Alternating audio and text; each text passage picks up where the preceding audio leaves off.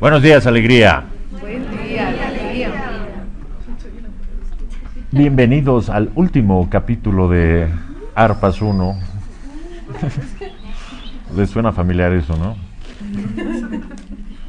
En esta charla vamos a mencionar ligeramente la parte final del capítulo de A las márgenes del Orontes, de la página 498. Vamos a pasar un ratito por el archivo de Ribla y finalmente vamos a tocar el último capítulo, que es el sacrificio de Krishna, que comienza en la página 548 de la nueva edición. Habíamos hablado que lo interesante del capítulo de A las márgenes del Orontes era que Yahshua conoce a María de Magdalo a los 10 años, que conocía a Felipe, futuro discípulo, y conocía a Boanerges, que era el Boindra encarnado, y Boanerges gran admirador de María de Magdalo. Hay dos puntos más en realidad un punto más que quería tocar de A las márgenes del Orontes, y es la aparición de un discípulo más. Para quienes han leído Arpas 1, ya saben a quién me refiero. Simplemente quiero leérselos por referencia nada más, de ella vamos a saltar al tema que realmente me interesa. Pero sí me gusta contar un poquito cómo van apareciendo los personajes protagónicos en la vida del Maestro Jesús. Siempre mencionamos que cuando vemos una película del Maestro aparecen ya los 12 apóstoles de una prácticamente, pero no sabemos un poco la historia, los antecedentes. Parecería que a todos los conoce de una y sin anestesia en lo que conocemos. Pero es lindo saber, por ejemplo, según la versión de Josefa Luque, cómo conoce, por ejemplo, ¿quién era el primero? ¿Se acuerdan? ¿El primero que conoce? Pedro. ¿El segundo? Juan, de recién nacidito. Tercero, Felipe. Y el cuarto, hagan sus apuestas. Para quien lo sabe, no lo diga, para que se sorprendan quienes no lo saben. Se los leo. Están todavía en la caravana, seguimos en el capítulo de las márgenes del Orontes, en la página 520, más o menos a mitad del libro, y dice: el camino de las caravanas recorre desde entonces la más hermosa y risueña llanura de toda aquella comarca hasta llegar a Damasco, poblada de huertos de maravillosa fertilidad, de bosquecillos de nogales, de olivos, ciruelos y albaricoques, a los cuales no estaba impedido el acceso por cerca ninguna, hacía a los viajeros dueños hasta cierto punto de la abundancia con que la madre naturaleza había dotado aquella verde y exuberante campiña. Discretos grabados en tablas colgadas de los árboles decían de tanto en tanto: viajeros, usad sin abuso de los dones de la naturaleza y tendréis refrigerio para todos vuestros viajes. Qué lindo ejemplo, ¿no? Que no hay ahí uno que aproveche el pánico, se saque todo y lo revenda. Algunos pastores de antílopes y de ovejas vigilaban gratuitamente por el cumplimiento de dichas indicaciones, aunque sin usar violencia alguna. Yahshua, observador como siempre, dijo de pronto a sus maestros esenios: no sé por qué me parece encontrar aquí rastros de nuestros terapeutas. No estás equivocado, le contestó el servidor. Los terapeutas salidos del santuario del Hermón tienen todo este radio como campo de acción. En mi juventud he recorrido estos caminos varias veces cada año, y yo igualmente, añadió Ptolemy, que también había pasado su juventud en el Hermón. Ahora verás, dijo, y se acercó a uno de los pastores que tocaba una flauta sentado a la sombra de un nogal. ¿Tú eres dueño de este huerto?, le preguntó. Como si lo fuera, pues a cambio del pasto que consumen mis antílopes, cuido que no sean estropeados los árboles. ¿Me darías un puñado de ciruelas para este compañerito que tiene hambre y sed?, preguntó de nuevo. Tomad las que gustéis, basta no romper las ramas. ¿Conoces a los terapeutas? Soy sobrino de uno de ellos, le contestó. Hace solo un mes que pasó por aquí. Somos terapeutas del Tabor y vamos a Damasco, le dijo Ptolemy, abriendo su oscura túnica y mostrando sobre su pecho la estrella de 5 puntas, distintivo usado por los terapeutas que habían llegado al grado 7º. Tremendo el Ptolemy, ¿eh? «Oh, bienvenido, Jehová sea con vos, maestro», exclamó el pastor. Yashua escuchaba en silencio. «¿Vas con frecuencia a Damasco?», volvió a preguntar. «Casi todos los sábados a la sinagoga de Ananías, hermano de mi madre». «¿Dónde vive?».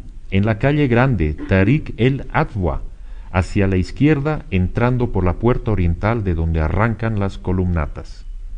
Apenas paséis la puerta, encontraréis la primera fuente. Allí está siempre un viejo vendedor de frutas. Preguntadle por Ananías, y él os dirá, pues le cuida el establo por la noche».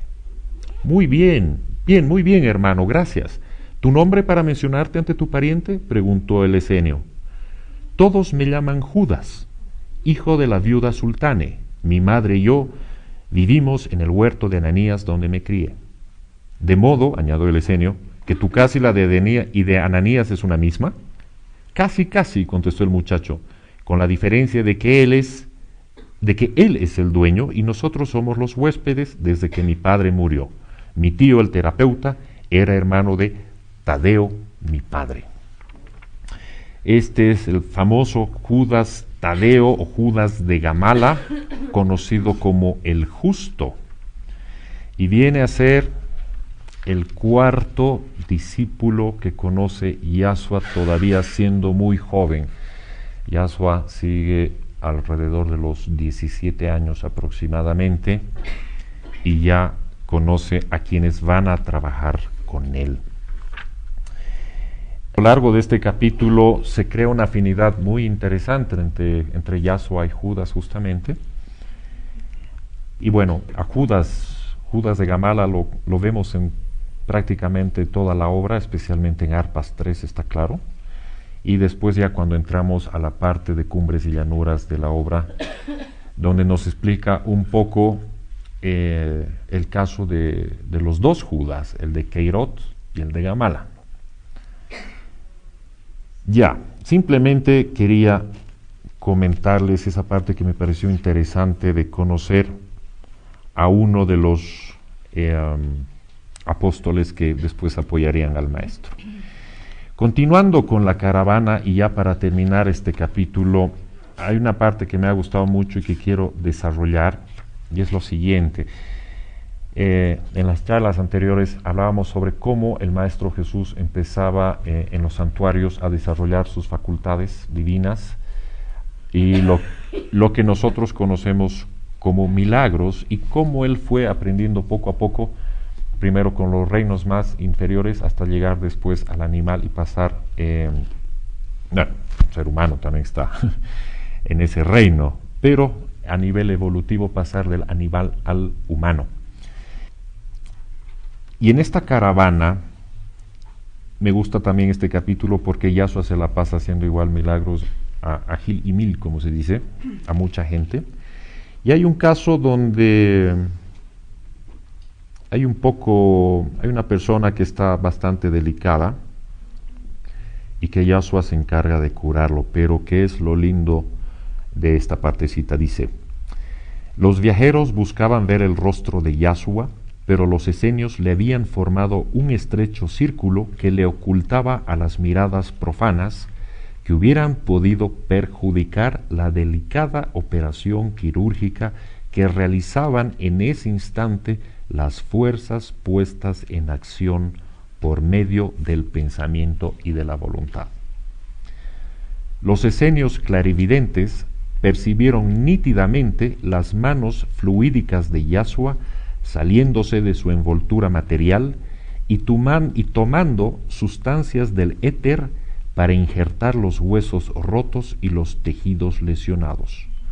Cerca de 1 hora duró aquella extrema tensión de vibraciones magnéticas que formaron como una atmósfera fresca en torno a los 2 enfermos. Me encanta esta descripción porque cuando hablamos de los milagros del Maestro Jesús vemos que se acerca y hace el milagro, pero no estamos viendo lo que pasa a nivel sutil. Si recuerdan, cuando Yahshua hace la curación a Joseph, Joseph lo ve como un sueño, recordando que eran ángeles que bajaban y estaban con él. Pero en este caso los clarividentes veían claramente que decía las manos fluídicas de Yahshua saliéndose de su envoltura material y tomando sustancias del éter para injertar los huesos rotos y los tejidos lesionados. ¿Cómo se imaginan que estaba Yahshua en ese momento en el plano físico?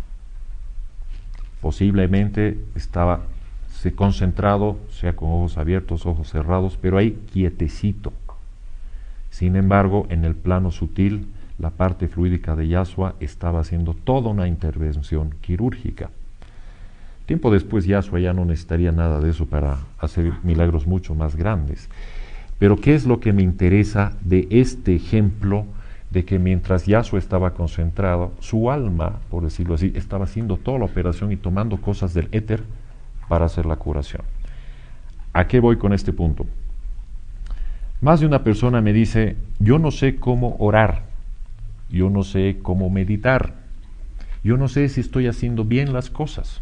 Cuando de pronto alguien me pregunta, me dice, qué sé yo, tal persona está enferma, quisiera hacer algo por esa persona. Entonces yo le digo, ora. Entonces parecería que la gente se queda con sabor a poco porque oró y dijo, ¿eso es todo? ¿Ya se curó? No. O cuando de pronto yo les digo o nos dicen que hay que trabajar con nuestra evolución, con nuestro crecimiento, y de pronto se dice, bueno, qué sé yo, todas las noches trabaja en lo que es el perdón, o lo que alguna vez decíamos, si tienes problemas con alguna persona, problemas del pasado, de relaciones y ese tipo de cosas, damos un consejo inclusive en contacto que era que tu alma le hable a su alma. No sé si se acuerdan. Entonces, cuando uno hace el ejercicio medio que imagina, ¿no?, que está hablando con su alma, pero se distrae con facilidad, ¿no? Porque estás empezando a hablarle al alma y estás pensando que no has pagado la cuenta del teléfono, que no has hecho esto, tal cosa, y dices, ¿habrá sido efectiva mi oración? ¿Habrá sido efectiva mi visualización? Porque me distraigo mucho. Estoy empezando a concentrarme y me estoy rascando la mejilla, estoy empezando a concentrarme y suena mi celular, y da la impresión que no es efectivo lo que hacemos. Pero muchas veces, por más que nosotros sintamos que no estamos haciendo como imaginamos que son las cosas, quien está haciendo el trabajo es nuestra alma. Y lo que nosotros hacemos es dar fuerza al alma. Es como si nosotros le diéramos el visto bueno para que el alma trabaje. Por más que nosotros ¿cómo se dice en palabras normales? ¿Cómo se dice chacrear, chambonear? ¿Ah? Por más que nos equivoquemos, pensemos que no lo estamos haciendo bien, lo que más cuenta en ese momento es la intención. A ver, vamos a tratar de ser más explícitos. Volvamos al ejemplo de el tener una relación de pareja con la que has salido así medio chueco de ahí, no ha funcionado muy bien, entonces te sientes mal, te sientes como que frustrado, frustrada, como que tu vida se cortó ahí, como que dices, ¿y ahora qué hago? Se fue mi otra naranja, mi media naranja, etcétera, media sandía, no sé, dependiendo de la contextura.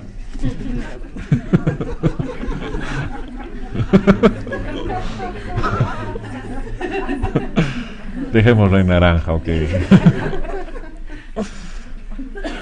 A veces la gente se hace daño por estos apegos amorosos y por estos esquemas amorosos, ¿no? Por ese deseo de posesión y sobre todo de ilusión de vivieron felices para siempre. Entonces, cuando esa felicidad dura pocos meses, hay mucha frustración de por medio y posiblemente mucho agravio, muchas situaciones no cerradas y posiblemente con mucho dolor. Si bien la cosa es de dos partes, es importante que por lo menos una haga algo al respecto. Y lo primero es tener la intención de que las cosas estén en paz. Hay gente que dice, no voy a estar en paz hasta contarle sus 4 verdades de este tipo, ¿no? O hay gente que te dice, ¿cómo voy a poder estar en paz si ni siquiera puedo estar con la persona para que charlemos al respecto? ¿No es cierto? Entonces, es ahí donde viene la mágica, por decirlo así, la mágica función, labor del alma. Entonces, así como Yasuo aquí está concentrado, pero en la parte fluídica está haciendo toda una operación, lo mismo pasa con nosotros. En algún momento tranquilo, sin que nadie moleste, apaguen el celular,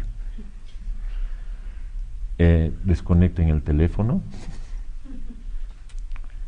y sí concéntrense. ¿Qué es concentrarse? Concentrarse no es hacer una mueca en la frente y hacer fuerza en las sienes. Eso no es concentrarse. Paso fundamental es relajarse, calmarse, relajarse. Cuando alguien está leyendo un mail, un correo electrónico, está concentrado, ¿no es cierto? Está prestando atención a lo que le ha dicho esa persona, ¿no? ¿Qué? Estás concentrado leyendo. Lo mismo pasa cuando uno dice concéntrate en algo. O sea, concéntrate en este caso en el aquí y en el ahora, en el que estás dispuesta a solucionar una situación. Entonces basta que tengas la intención para que tú mentalmente te encuentres con el alma de esa persona. Aunque no crean, no es que, por decirlo así, la naturaleza da todo por asumido. Si yo digo Teresa, me van a contestar 4 Teresas. Así, ¿qué? ¿No? Si digo Teresa Pérez, posiblemente me contesten 2. Si digo Teresa Pérez Jiménez, sí va a contestar 1. ¿No es cierto? Como que ahí no hay mucho pierde, salvo alguna excepción. De la misma manera tienes que llamar tú al alma de la otra persona, por más chistoso que te parezca mencionarla con su nombre y sus 2 apellidos. Entonces, de la manera más amorosa, más armoniosa, encuéntrate con esa alma, o visualiza que vas a su casa y que le hablas al alma. Técnicamente el alma de esa persona reacciona ante el llamado de tu alma. Posiblemente ante nuestros ojos físicos nosotros sigamos así, con los ojos cerrados, intentando hacer una postura de flor de loto. No es necesario. Pónganse relajados y tranquilos nomás, cómodos, para que no hayan distracciones. Mejor si están sentados, porque de hecho se pueden dormir. Es muy normal eso. Entonces mejor si están sentados para mantenerse alertas. Y no es necesario que cierren los ojos. No sé por qué hay una visión que para concentrarte tienes que cerrar los ojos. Normalmente cuando cierras los ojos y no tienes dominio del plano álmico, por decirlo así, como dice un amigo, te vas al espacio interplatanario. Sí, porque tu mente empieza como que a entrar en corte y empiezas a salir de tu realidad. Entonces estás pensando en el alma de esa persona y de pronto se te cruza un comercial, cualquier cosa, y no sabes si estás dormido o despierto. Ese es el espacio interplatanario que habla mi amigo. Por eso es recomendable que inclusive estés con los ojos abiertos, porque con los ojos abiertos igual tenemos la capacidad de pensar y de imaginarnos. Lo hacemos todo el tiempo. En el taxi, en la oficina, cuando te están hablando, tú estás en otra. Y no atiendes. Eso demuestra nuestra capacidad de concentración en otra cosa.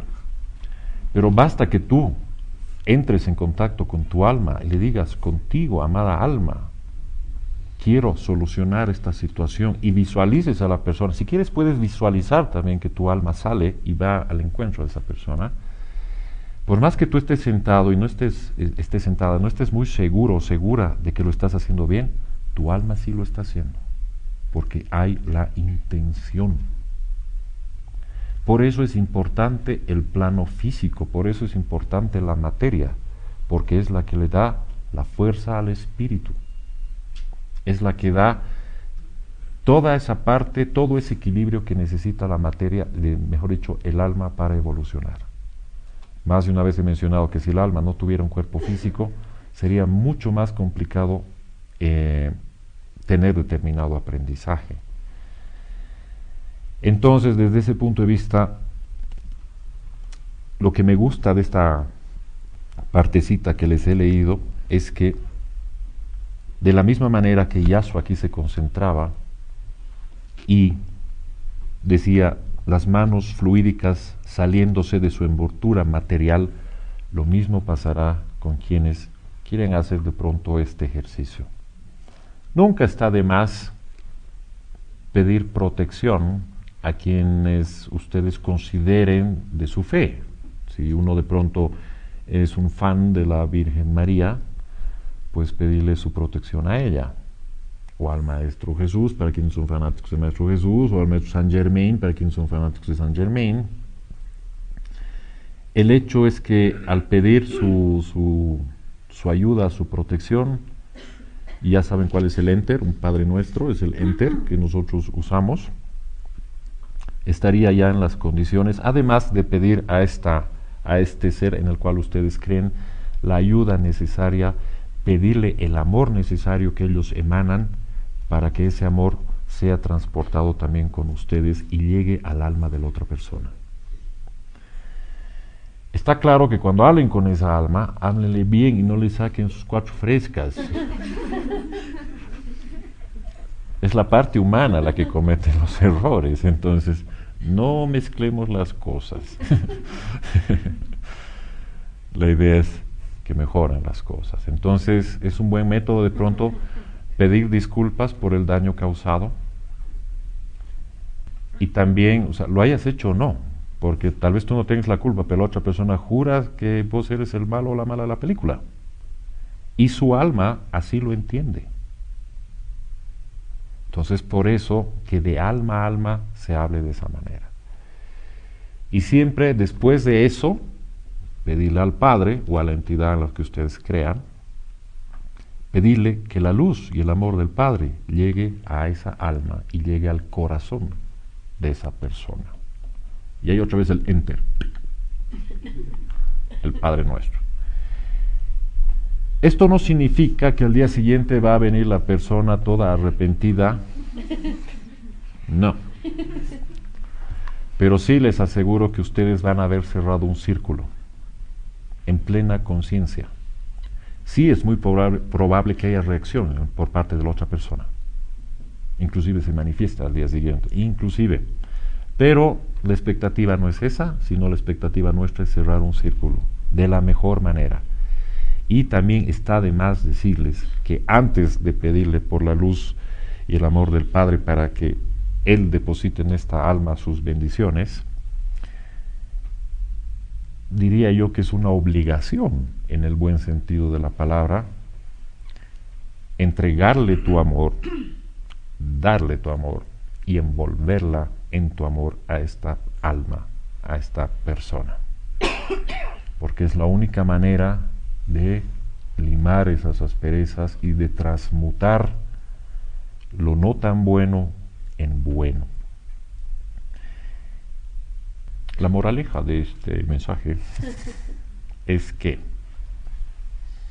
siempre por lecturas, por personas, por películas, siempre nos imaginamos eso, ¿no? Que uno se pone en flor de loto, cierra los ojos y se desdobla, aparecen los seres, todo eso. Pero si no tenemos ese don clarividente de desdoblamiento, lo que fuere, sí tenemos el don de la oración y el de la fuerza mental. Entonces, una vez más, por más que ustedes en el plano físico sigan sentaditos, sigan con los ojos cerrados o abiertos o no, y piensen que técnicamente habrá pasado o no habrá pasado, sí ha pasado, eso les aseguro. Constantemente estamos creando, haciendo creaciones con nuestro pensamiento, y eso más de una vez lo hemos conversado cuando tocamos el tema cuántico. Y bueno, el tema cuántico, dicen muchos por ahí, que es lo más cercano a la parte espiritual de la explicación lógica, por decirlo así.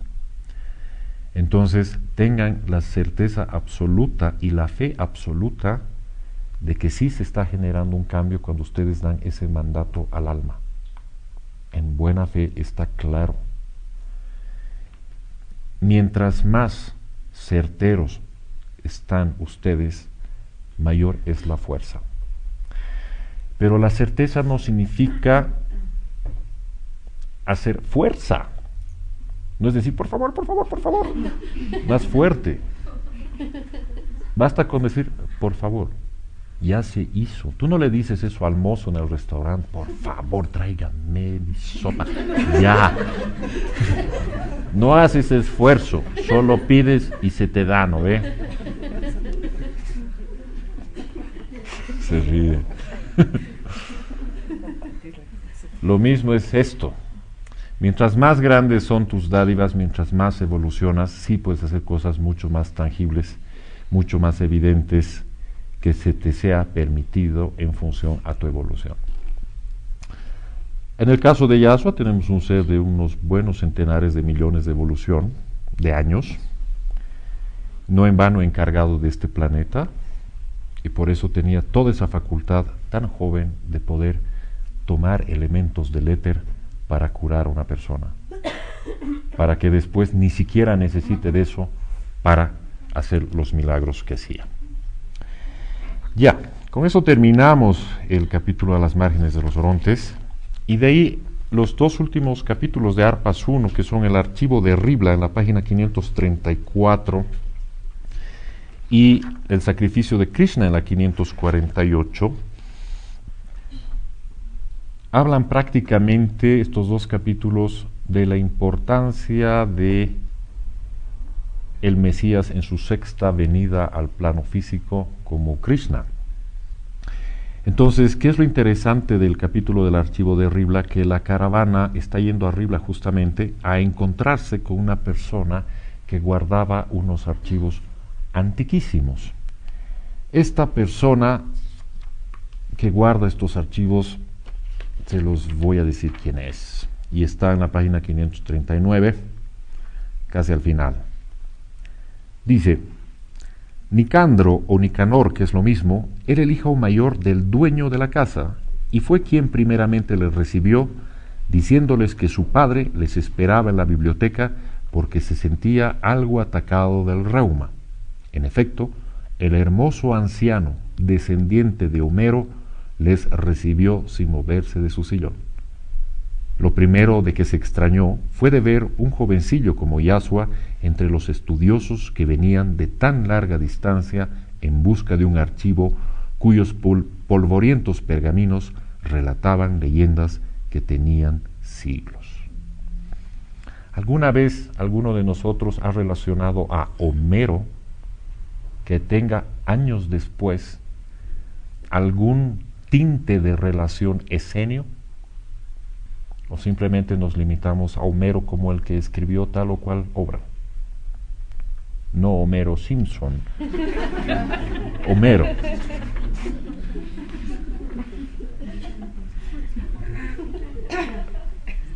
Este archivero, la información que continúa, lo que pasa es que los esenios, tanto esenios como Cobdas, siempre estaban en busca de encontrar información que les revele cómo era el pasado de la humanidad para entender su presente y para proyectarlo al futuro. Y este Menandro, este archivero, continuaba importantes pergaminos que iban sin duda a aclarar en este caso a Yasua lo que fue su sexta encarnación como Krishna. Justamente cuando Menandro les muestra el listado, dice: un pequeño libreto, especie de índice, les hizo ver un conjunto, en conjunto los más importantes que aquel archivo guardaba: crónicas del continente Lemur, desaparecido; crónicas del continente Atlante, desaparecido; crónicas de Ática, de Esitia, del Indostán, de Irania, del Nilo, de Mauritania y de Iberia. Y dicen: deseamos primeramente las crónicas de la península indostánica, dijo Melquisedec, y el anciano sacerdote de Homero sacó un grueso rollo de un papiro en cuya envoltura exterior se leía: crónica escrita por Arjuna discípulo de su grandeza Krishna, el príncipe filósofo del amor y de la paz. No sé cuántos de nosotros conocemos bien la labor de Krishna o que hayamos leído su famoso Bhagavad. Más allá de que haya podido ser también tergiversado, a mi parecer, realmente la enseñanza que tantos años después nos llega a este tiempo, si uno lee el Bhagavad se da cuenta que no tiene nada en contra de lo que te hablara aquí Yasua en arpas, o inclusive con términos bíblicos que no estén deformados, mejor dicho, con posiciones filosóficas religiosas, o para ser más exactos, espiritualistas. A mí personalmente me gusta mucho el Bhagavad, tiene cosas tan brillantes entre las conversaciones de Krishna y Arjuna justamente, y solamente a nivel informativo quiero leerles esta partecita para que vean la relación de cómo llegó Yasua en su 9ª encarnación, 2000 años antes, y cómo llegó Krishna mucho tiempo antes y cómo fueron las circunstancias en las que se llevó a cabo esta venida. Dice en la página 542, el papiro comenzaba así: en la inmensidad donde giran estrellas y soles, resonó la voz eterna repetida por los ecos y marcó la hora inmortal. La legión protectora de la 6ª jornada mesiánica en globos gemelos del planeta Tierra entró en actividad, y elevadas inteligencias penetraron en la atmósfera astral de los planos físicos para anunciar el gran acontecimiento a los encarnados que habían de antemano aceptado el encargo de ser instrumentos del designio divino en el plano que ocupaban. Muy similar al inicio de Arpas 1, cuando se está gestionando justamente la venida del Maestro Jesús. Continúa diciendo: una elevada inteligencia, un arcángel, fue el heraldo elegido para buscar aquellos instrumentos perdidos en las selvas terrestres, y se le apareció en sueños a una mujer de vida pura cuyo nombre era Sakmi, desposada recientemente con el doncel Vayadana, ambos pertenecientes a la numerosa parentela del rey de Madura, país del sur indostánico sobre el mar. Vedovan Ugrasena era un rey justo y piadoso con su pueblo, que le amaba y reverenciaba por su gran misericordia. La hermosa visión anunció a la joven esposa Sakmi que la hora era llegada de que un rayo de luz eterna bajase a la tierra y que ella sería madre de la elegida por los genios tutelares de la tierra, para vaso purísimo que encerrara el divino elixir de la vida para la humanidad enferma de muerte por sus propias miserias. El Verbo siempre ha llegado a los planos físicos cuando había de pronto apuros, cuando la humanidad medio que otra vez estaba descarriando, por mencionar un ejemplo, y eso apoyaba, no en el buen sentido, a que la polaridad se vaya al lado no tan bueno, y era necesario inyectar una dosis de amor, en ese entonces como fue Krishna, como después fue Yasua. Como dijeron, como se dice mucho, Jesús es el Salvador del mundo, Krishna lo fue en su momento también para esa época. Pero muchas veces nuestra religión y nuestra obtusa forma de mirar las cosas, pensamos que el mundo se ha salvado una sola vez. ¿No? Dice: la hermosa visión anunció a la joven esposa Sakmi que la hora era llegada de que un rayo de luz eterna bajase a la tierra y que ella sería madre elegida por los genios tutelares de la tierra para vaso purísimo que encerrara el divino elixir de la vida para la humanidad enferma de muerte por sus propias miserias. Y cuando fue el tiempo, les nació una hermosa niña a quien llamaron Devanagui, y en cuya crianza y educación pusieron sus padres un esmero muy superior a lo habitual, ya que conocían los elevados designios divinos sobre aquella criatura.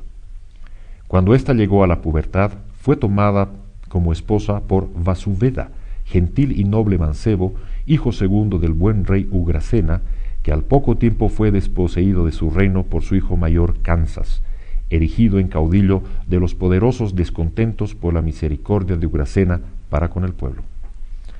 El buen rey había sido encerrado en una torre y sus fieles servidores y amigos, reducidos a la esclavitud, habían perdido toda esperanza de salvarle.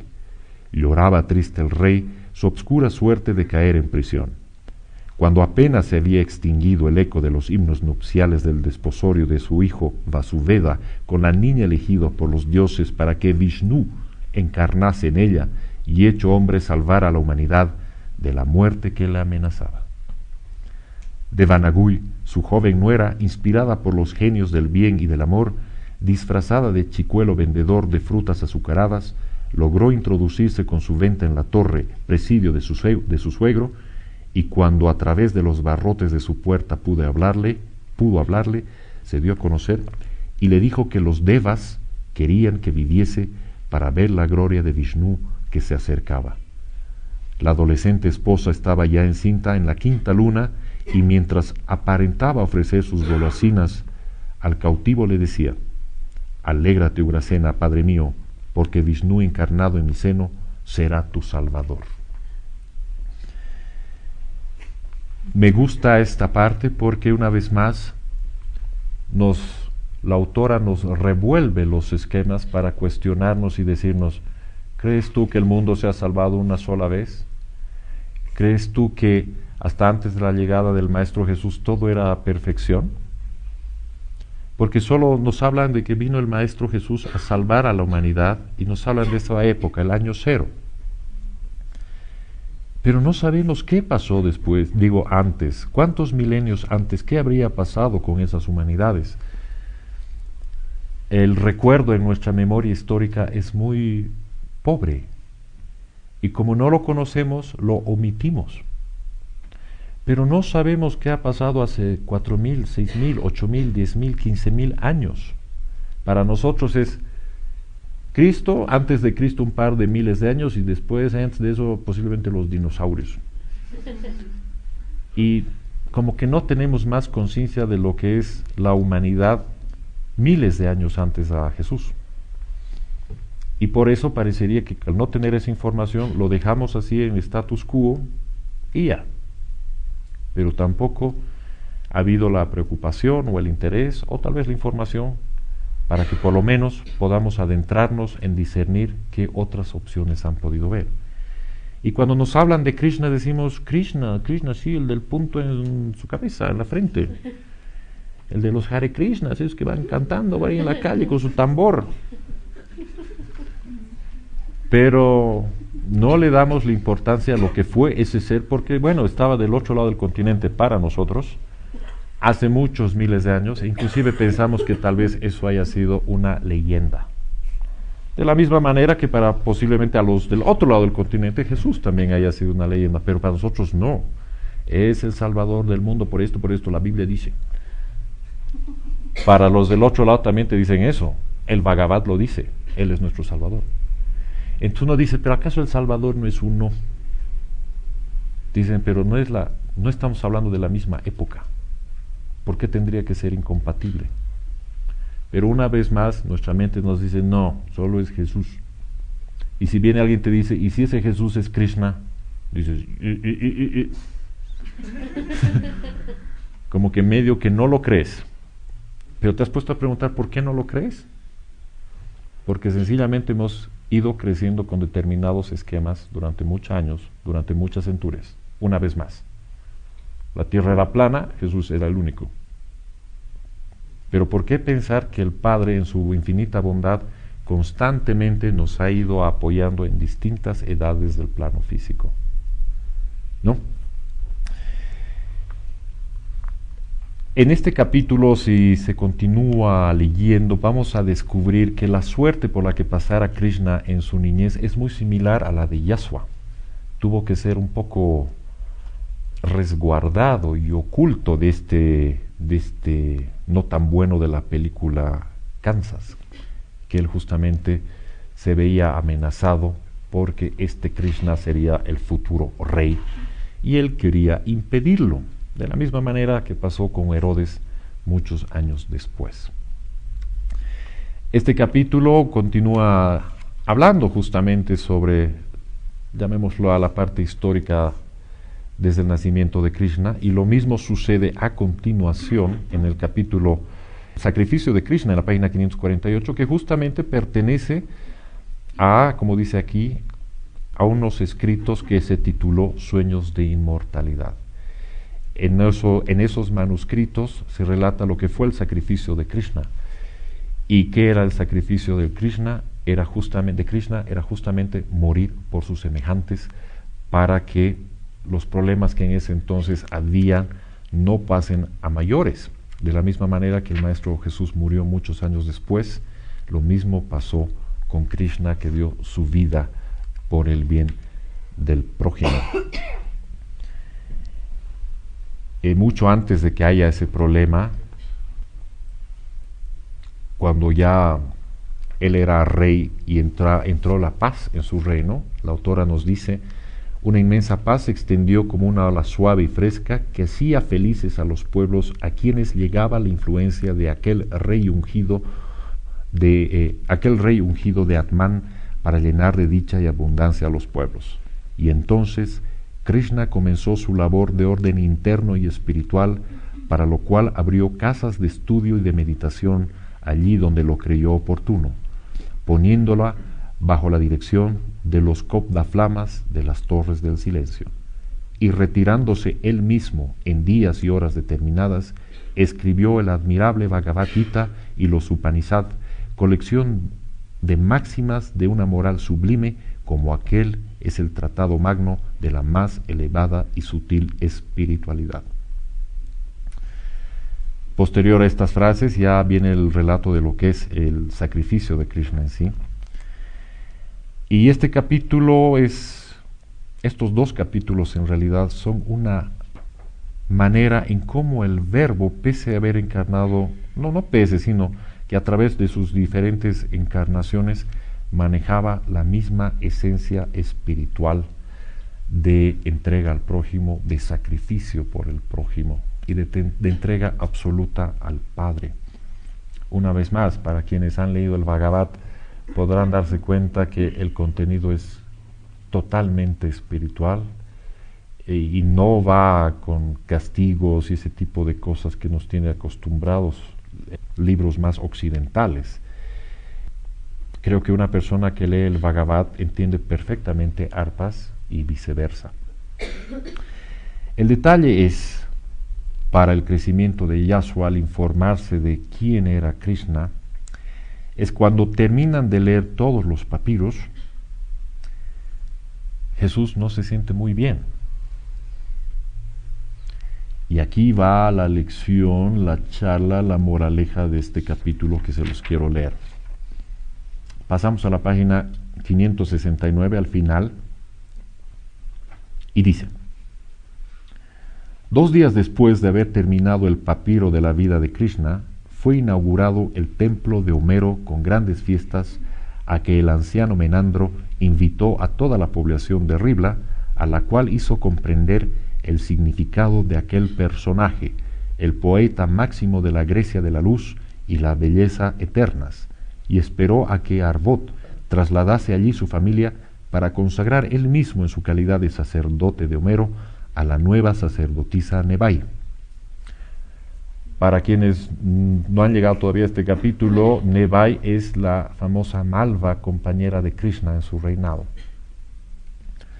a la cual entregaría el laúd de oro y la corona de laurel de oro y de rubíes que la Grecia eterna había ofrendado a su genial antepasado cuando ya estaba paralítico y ciego en su lecho de muerte.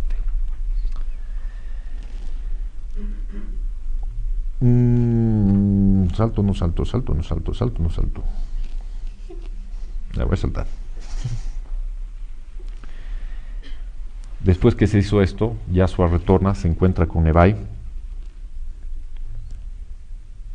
Y cuando se encuentra con Nebai, esta le dice, es en la misma página, en la 570, un poquito más abajo de la mitad: ¿Cuánto has cambiado, Yashua, en este viaje que hiciste? Decíale Nebai, cuando de nuevo junto a la fuente de las palomas se encontraron por primera vez. Presten atención a esto, que es realmente un lindo aprendizaje. Es cierto, Nebai, es cierto, yo mismo observo este cambio. No sé si para bien o para mal. He subido a un altiplano desde el cual veo todo muy diferente de lo que antes lo veía. Y algo muy íntimo dentro de mi ser se va agrandando, ensanchándose casi hasta lo infinito, sin que yo pueda impedirlo. Tú debes estar enfermo, Yashua, continuaba Nebai con gran inquietud. Tus ojos no parecen fijarse en nada, y hasta tu memoria se ha debilitado. Ni siquiera me preguntas por tus amigos de las ruinas de Dobrat, y eso que hubo un derrumbamiento. Cierto, Nebai, perdóname, me llegó tu pensamiento cuando eso ocurrió. En aquel momento sufrí mucho, ahora ya no. ¿Cómo? 11 niños heridos y una guardiana ancianita muerta. Oh, Nebai, mi querida Nebai, ese es un pequeño dolor comparado con todos los dolores de la humanidad. Ribla, Ribla, tus jardines silenciosos y tus grandes bosques solitarios han enfermado mi alma para siempre y ya nunca más podré tener alegría. ¿Por qué, Yashua? ¿Por qué? La vida tiene bellezas. El hacer el bien es una belleza. Consolar al que llora es una belleza. Amar es una belleza. El amor de tu madre es una belleza, Yashua. El amor de todos los que te amamos es una belleza. Yashua, Yashua, fuiste con el corazón lleno de vida y has vuelto con tu corazón casi muerto. Y cubriéndose el rostro con ambas manos, la niña rompió a llorar desconsoladamente. Yashua reaccionó ante el inesperado dolor de Nebai y acercándose con ternura hacia ella, la tomó de la mano y la llevó hacia la fuente que estaba con sus bordes casi cubiertos de flores. Siéntate aquí, Nebai, y escúchame. Así me comprenderás. ¿Viste esa caravana de mulos cargados de fardos? Sí, los he visto. ¿Es por eso que estás apenado? En esos fardos, Nebai, he aprendido todos los dolores de la humanidad. Los he conocido demasiado pronto. Aún no tengo cumplidos mis 18 años y ya me siento como si tuviera 30. Y después de saber muchas cosas que ignoraba, yo pregunto, ¿dónde podemos encontrar la dicha para el corazón humano? Mira, Yashua, yo nada sé en comparación de lo que tú sabes, pero yo pienso tranquilamente en que la justicia divina da a cada uno según lo que merece. Y si esta justicia nos da a ti y a mí cuanto necesitamos, el calor de un hogar, de una familia, y nos añade todavía la satisfacción de hacer el bien que podemos a quienes lo merecen, ¿por qué tenemos que padecer por los dolores que acaso son un merecido castigo por las maldades que ignoramos? ¿Preguntas dónde encontrar la dicha para el corazón humano? Yo creo que en darle a cada uno lo suyo. Por ejemplo, tú tienes padres como yo. La dicha de ellos estará seguramente en vernos felices con nuestro buen obrar. Yashua, yo sé lo que pasa en tu corazón. Me figuro que has trepado una cima muy alta y has visto de una sola mirada todo el dolor que hay en la humanidad. Pero como no tenemos el poder de remediar a todos, evitemos el dolor de aquellos que nos rodean, comenzando por la familia, los amigos, los que se cruzan en el camino, y si procuramos que en otros se despierten estos mismos sentimientos de conmiseración, ensancharemos más y más el círculo de los que pueden ser aliviados y consolados. En cambio, si nos dejamos aplastar el corazón por todos los dolores humanos, seremos nosotros mismos un dolor para aquellos que nos aman. Tu madre, Yashua, tu dulce madre, ¿qué sentiría en su corazón si te viera tal como yo te vi llegar aquí esta tarde? Oh Nebai, ¿qué ángeles buenos están soplando en tu oído esas suaves palabras? Habla, Nebai, habla, que estás curando todas las heridas de mi corazón. Pero dime, ¿cómo es que tus maestros han permitido que así padezcas sin ningún alivio? Ellos son el bálsamo para todos, ¿no lo han sido para ti? No les culpes, Nebai, ellos no han podido evitarlo. Yo he visto más de lo que ellos querían que viese. Y es verdad que cada cosa tiene su tiempo. Aún no era la hora de que yo subiera esa cumbre y mirase hacia abajo. Aún soy jovenzuelo y he creído poder soportar lo que soportaría un hombre viril. Gracias, Nebai, En tu inocencia de niña me has dado una gran lección. Aún no es la hora de que yo sienta todos los dolores de la humanidad. Un ángel de Dios te ha inspirado, Nebai. He aquí un jovenzuelo que quiere remediar los dolores humanos y comienza por causarte, pobre niña, el más grande dolor que acaso has tenido en tu vida. Pobre madre mía, si hubiera llegado hasta ella como llegué hasta ti. Oh Nebai, has sido hoy el rayo de luz divina que ha iluminado mi corazón en sombras. Eres una niña y has dicho la verdad. Otra vez se cumple la escritura que dice: Dios habla a veces por la boca de los niños. Siempre pensamos que Yahshua, todo cool, ¿cómo se dice cool? Con toda la tranquilidad del mundo, siendo el Hijo de Dios, siendo el Verbo encarnado, no tendría que pasar por estos cuestionamientos.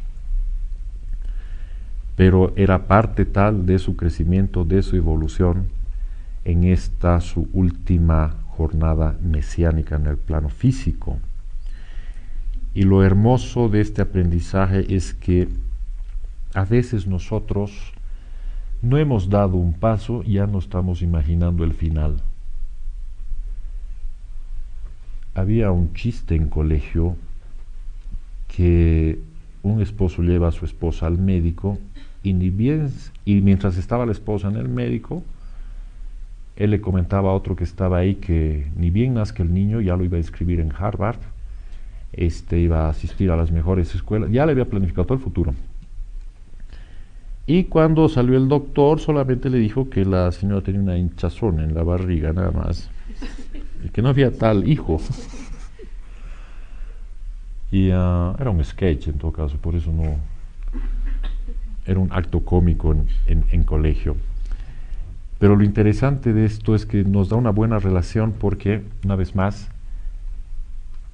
a veces nos hacemos tanto lío por tantas cosas y ni siquiera hemos dado un primer paso. A veces ya nos estamos imaginando el final de la historia cuando ni siquiera hemos recorrido el camino.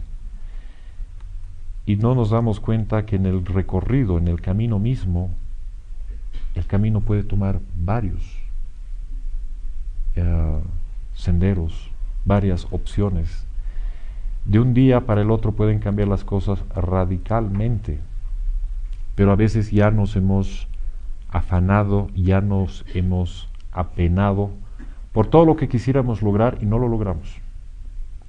Especialmente cuando entramos en un camino espiritualista, queremos convertir a todos, queremos que todos empiecen leyendo Connie Méndez, queremos que todos sientan la alegría inmensa que nosotros sentimos y de una u otra forma nos ponemos evangelizadores.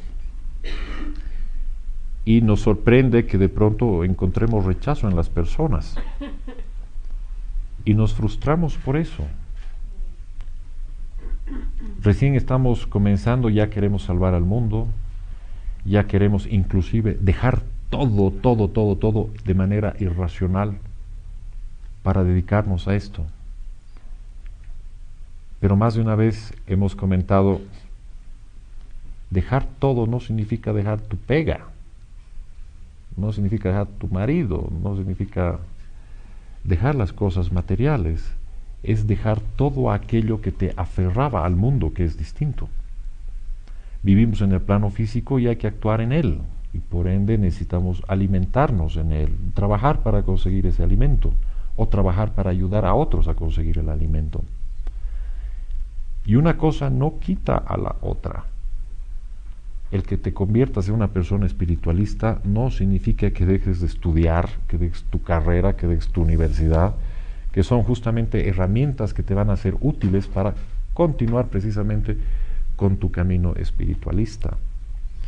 Pero llega un momento donde nos sentimos tan agobiados por lo que no podemos hacer nada, o por lo tanto que pudiéramos hacer y no nos da el tiempo para hacerlo, que vuelve a mi mente aquella frase que escucháramos en Llave de Oro, que era: al día su afán. Tal vez no podamos salvar a la humanidad, Pero sí podemos empezar por ayudar al que tenemos más cerca. Y más de una vez también lo he mencionado que es tan curioso a veces en el espiritualista que quiere salvar a todos, pero no se preocupa por escuchar a su propio hermano, al hermano de sangre me refiero, ¿no? Y es muy normal que diga, sí, pero mi hermano no entiende estas cosas, está en sus fiestas raperas y joperas, reggaetoneras, está deprimido porque ha terminado con su ñata, ¿sí? O sea, está deprimido porque terminó con su pareja para otros países. Y está en sus cosas, entonces no me va a entender además de estos temas. Nadie dice que le hables a tu hermano o a tu marido o a tu ser querido en estos términos, porque si no está en el camino espiritualista vas a conseguir que se escape. Es lo más probable.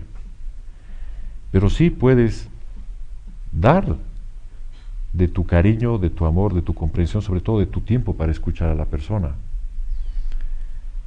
De pronto cuando estamos en el camino espiritualista queremos llenar de todos estos conocimientos a las personas que no están en el camino para que reaccionen y despierten. Pero a veces ese no es el camino.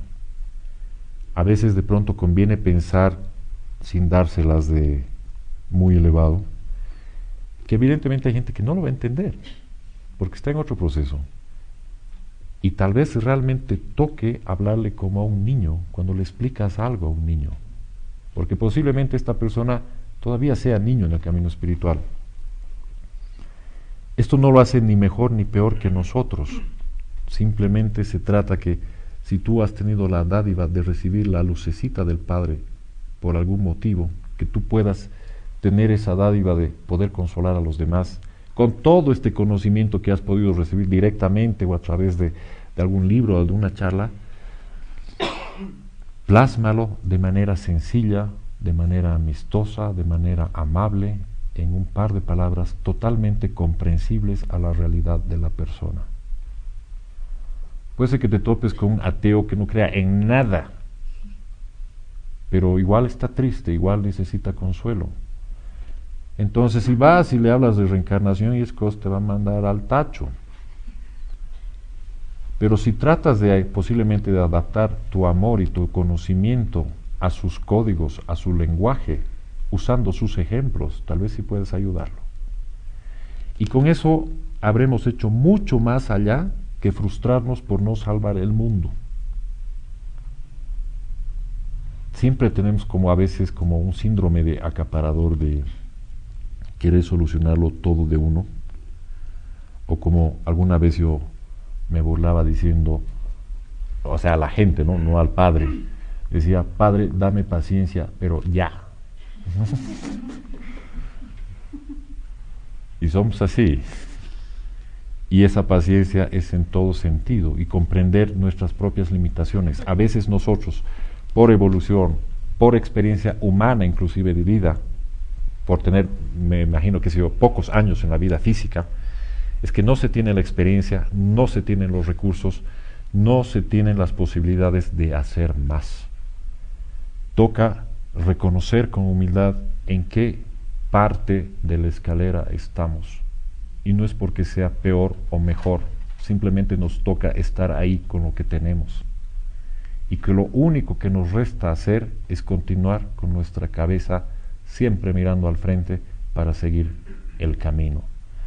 Si todavía no podemos hacer este milagro o el otro, no importa. Si todavía no podemos curar a todos los enfermos, no importa una vez más. Pero sí tenemos, más de una vez lo he dicho, una herramienta que sí puede ayudar. Y es de lo que hemos hablado al principio. La fuerza de darle tu materia a tu alma, de darle la intención a tu alma para que a través de esta, a través de la meditación, a través de la oración, puedas hacer mucho más que frustrarte por proyectarte de aquí a 30, 40 o 50 años y de haber sabido si hubieras podido salvar más o si hubieras podido salvar menos almas. Salvar es un decir, es una manera de ilustrarlo. Y realmente este tipo de situaciones en un camino espiritualista a más de uno lo frustra. Sé de más de una persona que habiendo tenido este cambio de sensibilidad tan grande, se siente tan compungido, tan sensibilizado por el dolor ajeno, que no falta que sus seres queridos, sus más cercanos, sus amigos le digan: ¿qué pasa? Has cambiado, ahora eres un amargado, de todo lloras, antes eras un jaranero feliz de la vida. Menos mal que tu camino espiritualista te está llevando por buen camino, porque no reflejas nada de eso. Y en realidad el camino espiritual es el camino del amor, y el amor es la alegría, es la paz. Entonces un camino espiritual es eso, es comprender todo que está dentro del margen de la perfección del Padre, de la alegría, del amor. Inclusive, creo que lo dice en Moisés, hasta la más grande de las catástrofes no es sino otra manera de la manifestación del amor para llegar a un determinado equilibrio. Como seres humanos podemos verlo como catástrofe. Pero si ves, alguna vez lo he mencionado también, si hay una casa vieja que hay que derrumbar para construir una nueva, no es una catástrofe, es necesario. Lo mismo pasa en el plano sutil. Pero cuando de pronto no tenemos esa visión un poco más amplia, pensamos que eso es sinónimo de sufrimiento, de dolor y de castigo encima. Y no tiene nada que ver. En el momento que empiezas a aprender que todo es parte de un gran plan y tú eres parte de ese gran plan, la alegría tendría que ser siempre parte de tu compañera. No quita que pasemos por momentos de tristeza, ya lo he dicho más de una vez. Bueno, yo no. Dolor es opcional, es inevitable, pero el sufrimiento es opcional. Es inevitable que sintamos dolor en el plano físico por alguien, porque de pronto se nos fue, desencarnó y se fue y nos da pena, nos duele. Pero ahí es donde más tenemos que apoyar con alegría para que ese alma salga adelante. Comprender que ha vuelto a nacer al plano sutil y no quedarnos en la tristeza del plano físico. Solo cuando vamos entendiendo eso poco a poco, y lo que no entendemos ya lo iremos entendiendo, no tenemos por qué saber todo a la vez. Esa es otra cosa que en el camino espiritualista es como un niño, ¿no? ¿Y por qué? ¿Y por qué? ¿Y por qué? Y empieza a relacionar, dice, este se contradice, este ha dicho otra cosa. Lo que no entiendas, déjalo, porque hay una sola gran verdad que sí te va a ayudar y que no va a cambiar. Es la presencia del Padre en tu corazón. Digan lo que digan, basta que tú lo invoques, sientas el amor por Él, envuelvas en amor a otra persona, está funcionando el más fuerte de los efectos de la creación. El amor no es esa sensación que nos mueve maripositas en el estómago. El amor es luz, el amor es energía, el amor es sabiduría, el amor es creación. No hay amor sin sabiduría y no hay sabiduría sin amor. Esa sabiduría que es el amor ha sido tan sabia como para crear todo lo que ha creado. Entonces, todo eso está latente todo el tiempo. Todos nosotros somos manifestaciones de amor. Todo el tiempo. Pero no somos conscientes de eso porque nos separamos en el plano físico y nos quedamos con la parte de los esquemas y de los egos. Pero una vez más, cuando alguien dice, ¿cómo le puedo enviar a esa persona amor que me ha hecho tanto daño? No lo siento, me siento hipócrita. Pero si tienes la intención, tu alma lo va a hacer por ti. Cuando volvamos al ejemplo del inicio, cuando has pedido encontrarte con esa alma con la que has tenido problemas, de pronto, tú envuélvela en amor, visualízala que la estás envolviendo en amor. Por más que no lo sientas, tu alma está haciendo ese trabajo. Y en la medida que más lo hagas, por ende vas a evolucionar, por ende te vas a volver más sensible, por ende a futuro sí vas a poder sentir ese amor que antes no lo sentías. Tampoco sientes tus pensamientos, ¿no es cierto? Pero igual causan efecto. ¿Qué te hace pensar que el amor no pasa lo mismo? También causa efecto. ¿Ya? Es un tema muy amplio, así que eso será tarea para la casa. Con esto estaríamos acabando Arpas 1. A la vuelta de la vacación recomiendo ampliamente que lean Arpas 1 y 2. y ya veremos cómo abordamos. No me gustaría saltar mucho los temas. Hemos visto que con ARPAS hemos tenido como 20 capítulos de los como 50 y picos que son, y nos queda corto todavía de tanta sabiduría que se encuentra en una sola frase, en una sola palabra. Así que desde ese lado de la historia de la charla les recomiendo así que los lean para que también pueda ser más productivo para ustedes y se comprenda lo que tal vez no se comprendió en una primera lectura. Los espero el 25 de julio a la misma hora. Que tengan una linda vacación y espero que les haya gustado ARPAS 1. Gracias.